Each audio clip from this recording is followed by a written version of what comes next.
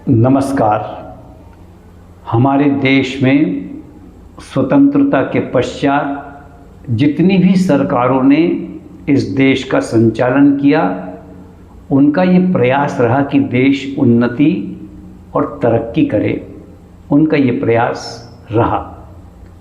कालांतर में एक घटना ऐसी घटी है जिससे ये समझ में आया कि एक जाति विशेष का वोट पूरी तरह से एकत्रित होता है, संगठित होता है, और अगर ये संगठित वोट हमको मिल जाए, हमारी पार्टी को मिल जाए, तो हम सदा सत्ता पे विराजमान रह सकते हैं। ये बात ध्यान में तब आई जब सत्ताधारी दल जितने भी रहे, उन्होंने महसूस किया कि भाई एकजुट जातियों के वोट को हमें यदि पाना है तो हमें उनको खुश करना पड़ेगा। और दुर्भाग्यजनक बात यह है, और इस सत्य को सबको स्वीकार करना चाहिए, कि हमारे देश के एक पार्टी ने इनका भरपूर समर्थन किया। ऐसा समझिए कि दोहन किया इस जाति का।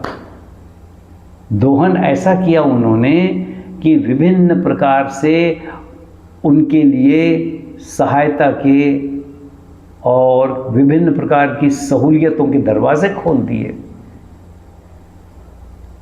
मुस्लिम तुष्टीकरण की नीति को उन्होंने स्वीकार कर लिया, और तुष्टीकरण इस सीमा तक चला गया कि भारतवर्ष में मुंबई बम कांड के बाद हमारे देश के प्रधानमंत्री जी ने ये कहा, एक इंटरव्यू में ये बात बताई गई, ये कहा कि भाई हम बदला ले सकते थे पाकिस्तान से इस दुर्दांत घटना का जिसमें सैकड़ों देशी विदेशी लोग मारे गए, किंतु हमने इसलिए ऐसा नहीं किया क्योंकि हमें लगा कि हमारे देश का एक जाति वर्ग हमसे नाराज हो सकता है, हमारे विरुद्ध सोच सकता है, उनके वोट हमें नहीं मिल सकते। देश को गिरवी रखने जैसा ये कृत्य है, देश का अहित करने जैसा ये कृत्य है कि एक जाति विशेष की प्रसन्नता को पाने के लिए, उनका वोट पाने के लिए बदले हमने नहीं लिए। और देखिए, 15 वर्ष से एक नई सरकार भारत में आई। इस नई सरकार के आने के बाद हमारे देश में जो वर्ष में 4, 5, 6 घटनाएं घटा करती थी बम कांड की, उस पर रोक लग गई। प्रश्न ये आता है कि भाई पहले की सरकारों के कार्यकाल में ऐसा क्यों नहीं होता था और इस सरकार के कार्यकाल में क्यों ऐसा होता है? तो कहीं ना कहीं देश को चलाने की क्षमता, देश पर कानून का राज स्थापित करने की जिम्मेदारी, ये एक बड़ा महत्वपूर्ण फैक्टर होता है इस देश के संचालन के लिए। और उस कार्य को 15 वर्षों से जो पार्टी अभी अस्तित्व में है, शासन कर रही है, उस पार्टी ने इस चीज़ का पूरा ध्यान रखा और उन्होंने बहुत ही कुशलतापूर्वक इसका संचालन किया। किंतु वर्तमान स्थिति में हम उस भयानक विभीषिका को भी देख रहे हैं जो पिछले 70-75 साल से बुरी तरह से पनप गई हमारे देश के अंदर। पहले तो ये कहा जाता था कि भाई जो बच्चे पढ़े लिखे नहीं हैं, जिनको कोई राह नहीं, जिनको कोई नौकरी नहीं, कुछ नहीं, केवल वो ही आतंकवादी बनते हैं। लेकिन अभी अभी देखने में ये भी आया कि बड़े बड़े वकील, बड़े बड़े डॉक्टर, ये भी आतंकवादी गतिविधियों में लिप्त, जिनके पास कोई कमी नहीं, बहुत हाईली क्वालिफाइड लोग, अब ये लोग भी आतंकवादियों के कृत्य करने लगे हैं। ये पकड़े गए हैं, ये लोग अदालतों में इनके विरुद्ध मुकदमे चल रहे हैं। ऐसे लोग ये पकड़े गए हैं। जो पकड़े गए हैं उसमें डॉक्टर भी हैं, वकील भी हैं, और जो पकड़े नहीं गए हैं, बहुत सारे क्षेत्र ऐसे हैं। वैज्ञानिकों का क्षेत्र है, IAS IPS का क्षेत्र है, न्यायपालिकाओं के क्षेत्र है।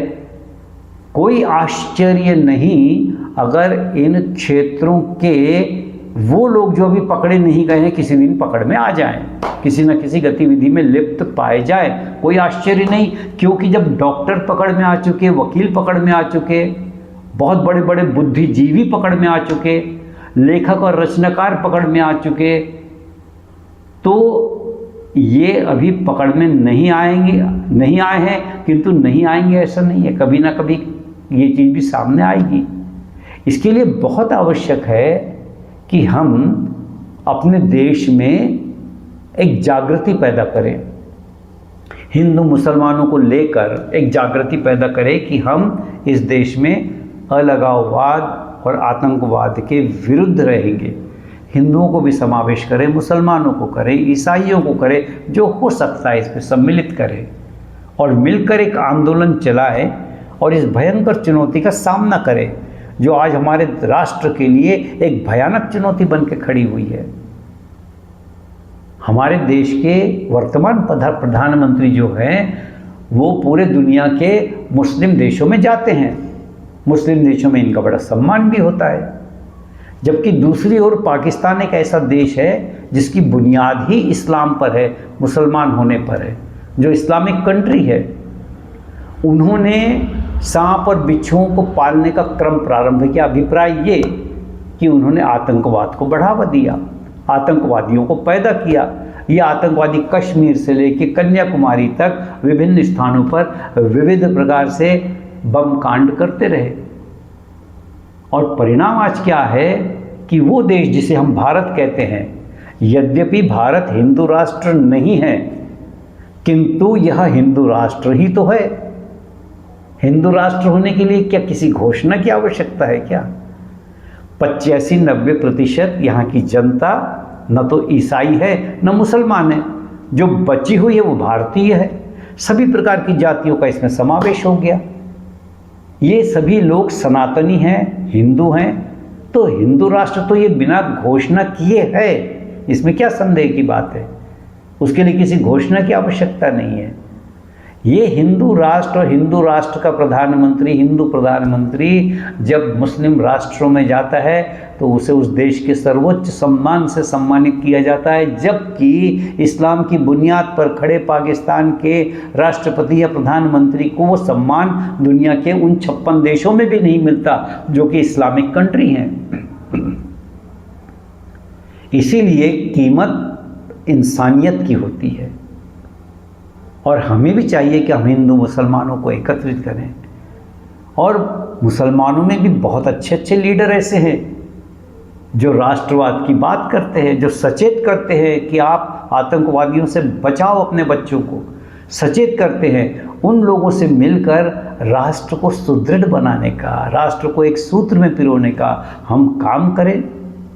आज भारतवर्ष में किसी प्रकार के भेदभाव के बिना सबको सम्मान दिया जाता है, सबको समान अधिकार दिए जाते हैं।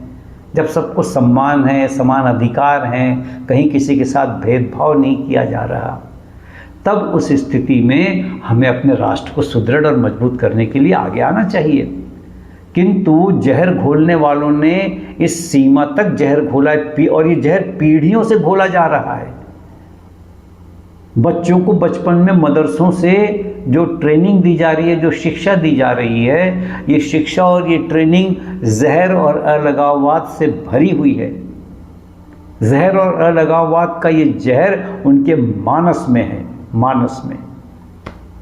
एक पंचर वाले की दुकान पर जाए, कोई मैकेनिक की दुकान पर जाए, तो आप देखिए कि आपके काम तो वो आपका कर देंगे, किंतु आपके साथ जो व्यवहार है वो और किसी मुस्लिम के साथ के व्यवहार के अंतर को आप उनके अंदर समझिए। जिस दिन भारतवर्ष में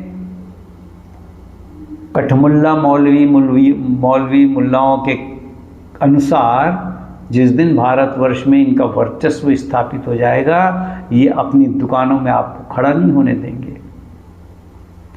पहले जो नाम हिंदुओं का नाम रखकर मुसलमानों की दुकानें चलती थी, आज उन्होंने आंदोलन के कारण कहिए या जिस किसी भी कारण से अब वो वैसा कार्य नहीं कर रहे, लेकिन अलगाववाद का जहर तो इनके अंदर बचपन से भरा हुआ है।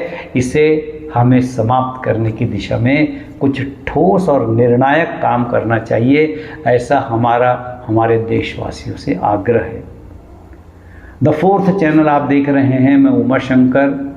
कृपया हमारे कंटेंट्स यदि आपको पसंद आ रहे हैं तो इसे शेयर करें, लाइक करें, सब्सक्राइब करें और हमें अपने मत से आपके क्या विचार है अवगत कराएं। पुनश्च किसी और विषय को लेकर आपकी सेवा में उपस्थित होंगे। तब तक के लिए नमस्कार। जय हिंद, जय भारत।